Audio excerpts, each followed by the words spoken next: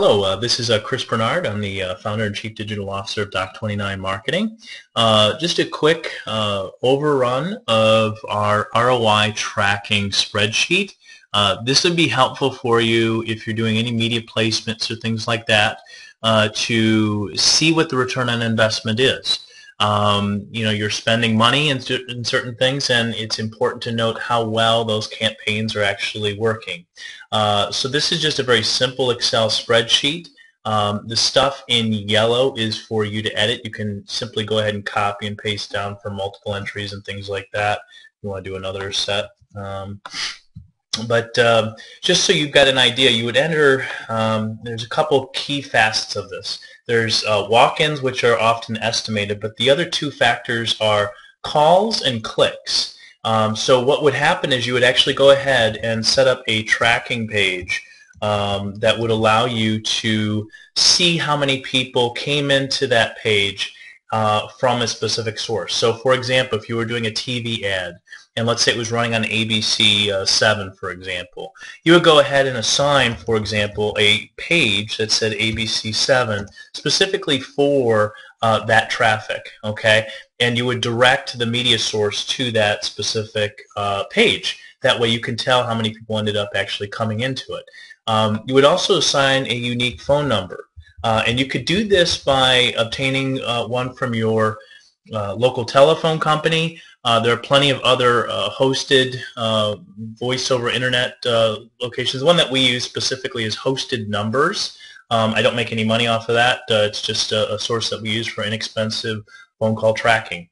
You would set up, moving over here, you would set up the campaign start date that you were actually executing. This helps you kind of keep track of when campaigns started and when they actually finished up, so that you know exactly what you're getting for it. You would go ahead and put in your specific costs. So let's say, well, that's fine right there. Say it was $2,000 per month. And you would end up going ahead and breaking off essentially these contacts. So for example, you would look at your analytics from your website, from Google Analytics or something of that nature, and let's say you had 160 or so actual contacts from that, and from the phone number, let's say you got 42 phone calls from, again, Hosted Numbers or some other source of information. You can attribute different close rates if you have a different close percentage associated with a click-to-call. Usually your phone call records are going to have a much higher close rate. So let's assume maybe 50% there. Let's assume a 10% close rate with regard to a web lead. And that will automatically start breaking down the actual customer base. So you'll see right here it falls out as 12 customers will end up coming into the bucket based on a close rate of 10% from 120, and 21 ended up coming in from the phone calls.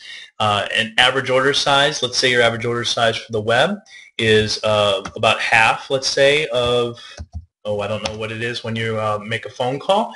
And at that point, you're able to see a forecast of sales. So again, very simple calculation here. Essentially, contacts times close rate will give you customers, and then you multiply the number of customers times the average order size, which is AOS here, and you will see sales. So you get a very clear understanding with just a very simple set of parameters. So again, really what we're adding here is the contacts and the close rates, the customers and average order size.